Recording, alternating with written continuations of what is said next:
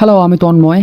আপনারা অনেকেই আপনাদের ফেসবুক প্রোফাইলের যে ফলোয়ার আছে, মানে আপনার কতগুলো ফলোয়ার বা আপনি কাকে কাকে ফলো করছেন, এইসব জিনিস হাইড করতে চান।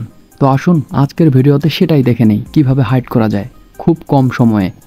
তো সবার প্রথম আমরা আমাদের ফেসবুক অ্যাপসে চলে যাব এবং সেখানে যাওয়ার পর আপনাদের যে থ্রি ডট আইকনটা দেখতে পাচ্ছেন এই যে উপরে, এখানে ক্লিক করবেন।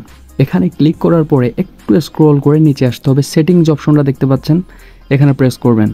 প্রেস করার পরে আরেকটু স্ক্রল করবেন, স্ক্রল করতে থাকবেন, করতে করতে এই যে ফলোয়ার অ্যান্ড পাবলিক কন্টেন্ট দেখতে পাচ্ছেন, এইখানে প্রেস করবেন।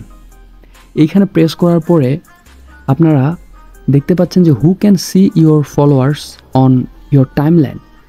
হ্যাঁ, এটা লেখা আছে পাবলিক, মানে এটা যদি আপনি একটু ওয়েট করতে হবে, দাঁড়ান, এটা যদি আপনি অনলি মি করে দেন তাহলে শুধু আপনি দেখতে পাবেন। তার প্রমাণটা একটু পরেই আমি আপনাদের দেখাবো।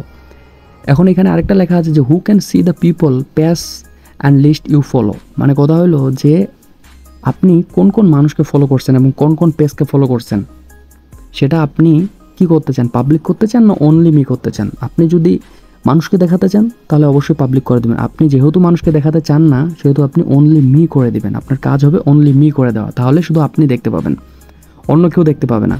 তো এখানে আরও নিচে আছে যে who can comment on your public post, মানে সব মানুষ দেখতে পারবে না, শুধু ফ্রেন্ড দেখতে পারবে। এখানে অনলি মির কোনো অপশন নাই। ওকে, একটু আপনারা দেখে নেবেন। তো যেহেতু আমার কাজ এইটুকুই ছিল, আমি আপনাদের দেখাই দিলাম। তো চলুন প্রমাণস্বরূপ আসলে দেখাই দিই কথাটা ঠিক না বেঠিক। ওকে, আমরা এইখান থেকে ব্যাক হয়ে আমাদের যে নিজস্ব প্রোফাইল আছে, আমরা প্রোফাইলে যাব। এখন দেখুন এইটা এইভাবে দেখা যাচ্ছে, আমি শুধু নিজেই দেখতে পাচ্ছি। ওকে, আমি 1000 মানুষকে ফলো করি, এটা ফলোয়িং আছে। এখন এইখান থেকে আমি যদি ভিউ অ্যাসে দেই, আমি যদি নিজে নিজে দেখি, দেখেন এখানে 0 ফলোয়িং দেখাচ্ছে।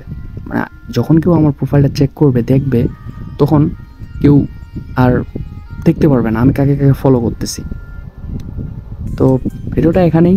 ভালো থাকবেন, সুস্থ থাকবেন, দেখা হবে আবার। আর অবশ্যই একটা সাবস্ক্রাইব করবেন এবং ভিডিওটাতে লাইক করবেন।